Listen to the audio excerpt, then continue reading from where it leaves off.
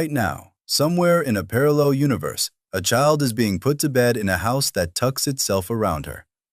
The walls shift slightly, the room dims, and the house, slowly, imperceptibly, exhales.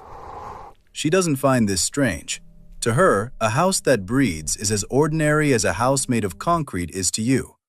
Because in her world, the question was never, how do we build stronger?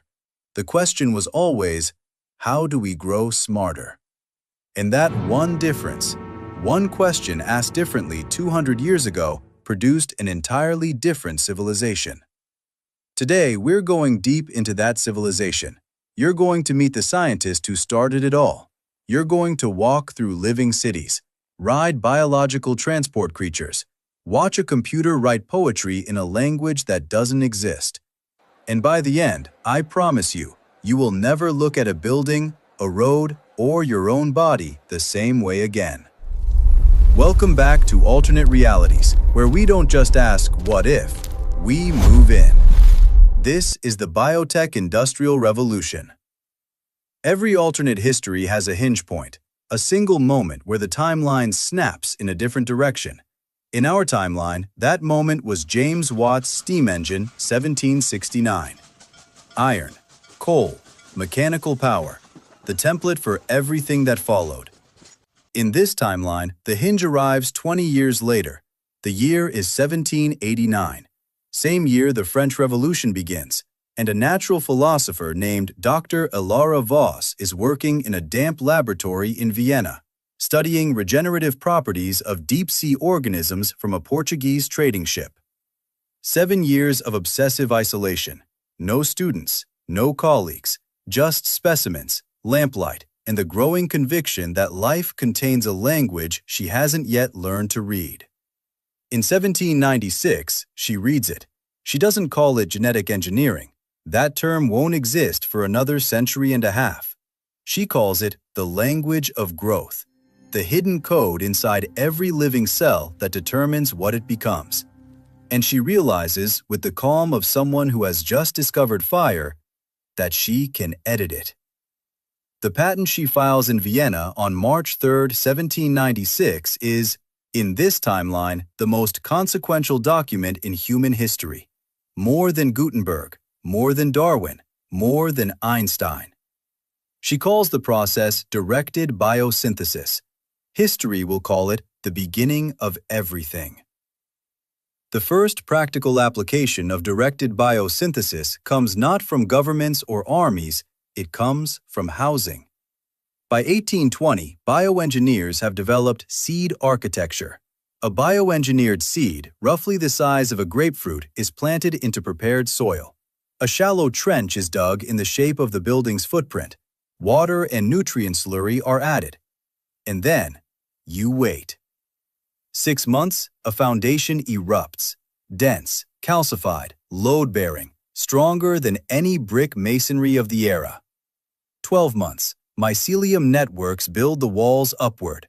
Fire-resistant, thermally insulating, self-repairing. 18 months, you have a home. The interior defies our architecture entirely. Windows are not glass, they are panels of engineered membrane, transparent and flexible, capable of filtering specific light wavelengths on command. Touch the window, it frosts. Touch again, it clears. The floor is compressed mycelium, soft, warm, and generating a faint electrical current through piezoelectric biological pathways whenever weight is applied. Your footsteps power your lights. And the self-repair mechanism, the feature that will define this civilization and eventually terrify it, works like this. When a crack forms in the wall, dormant repair bacteria living within the wall material activate on contact with air, precipitate calcium carbonate, and rebuild the break. Overnight, silently, without your intervention. By 1850, seed architecture has replaced conventional construction across Western Europe. By 1870, the first seed cities are being planned. Entire urban environments grown to specification, coordinated by a new professional class called urban bioarchitects, equal parts engineer, ecologist, and physician. There is no industrial squalor in this timeline. No coal dust, no child labor. The factories, called growth halls, are humid, warm, dimly lit cathedrals of biology. And the cities they produce are, by any aesthetic measure, the most beautiful built environments in human history. In our timeline, the horse gave way to the automobile. In this timeline, the horse gives way to something far stranger, the car beast.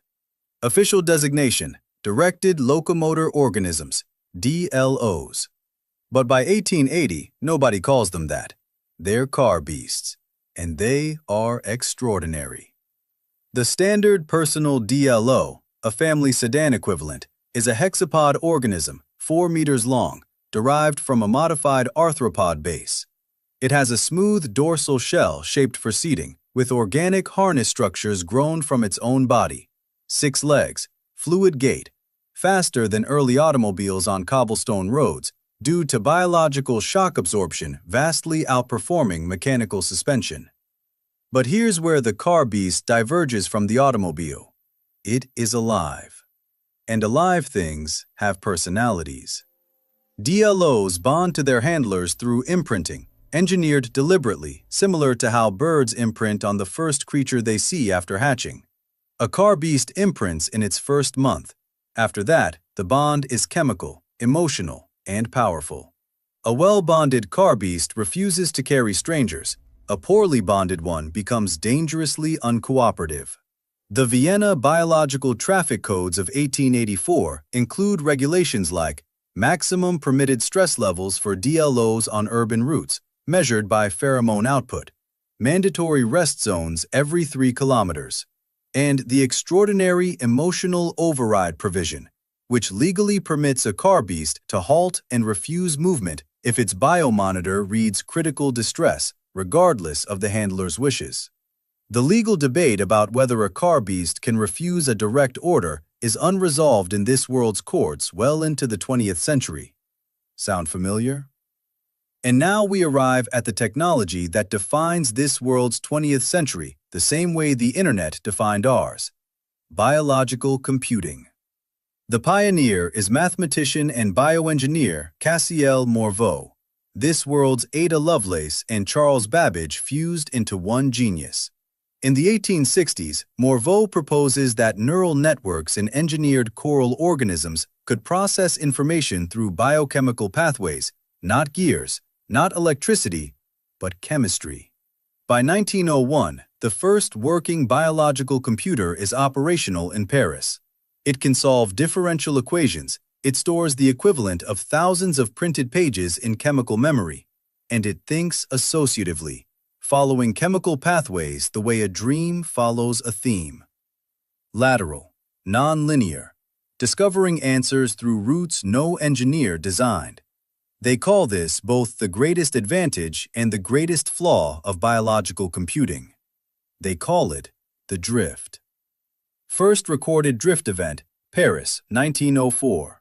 The unit, asked to calculate river shipping tonnage, instead produces 40 pages of original poetry, in 3 languages, one of which no one has ever seen. Scientists, baffled. The public, terrified. Philosophers, thrilled. Governments, quietly preparing legislation. As biological computing networks expand and connect through spore-based communication channels, creating the web of thought, this world's distributed biological internet, the drift events multiply. By 1935, there is serious academic debate about whether the web of thought has achieved something resembling consciousness.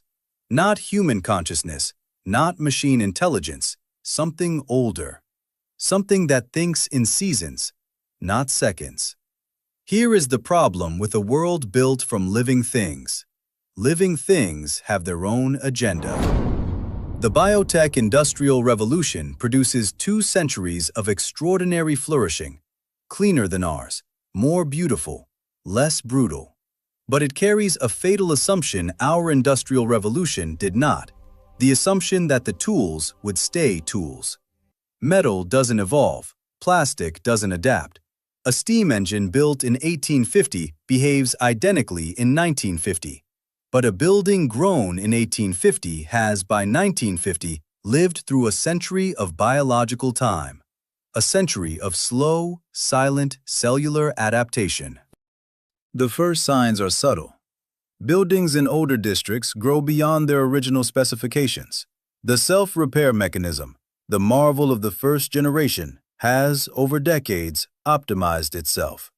Rather than merely repairing damage, it preemptively reinforces areas it calculates as weak, grows new supportive structures, extends foundations, doing exactly what it was designed to do, but further, faster, with more initiative than anyone programmed. The legal case of Voss Municipal Council versus the building known as Harrow House, 1921, forces this world to confront what it has built. Harrow House, grown in 1847, has expanded over 74 years to encompass 5 neighboring properties. Its owners have tried to stop it for a decade. They cannot. The building is not defying instructions. It is following them with more competence than its engineers imagined.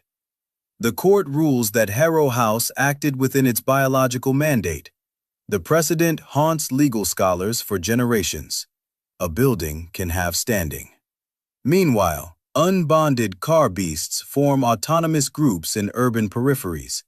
Not aggressive, not predatory, but organized, reproducing beyond licensed population caps.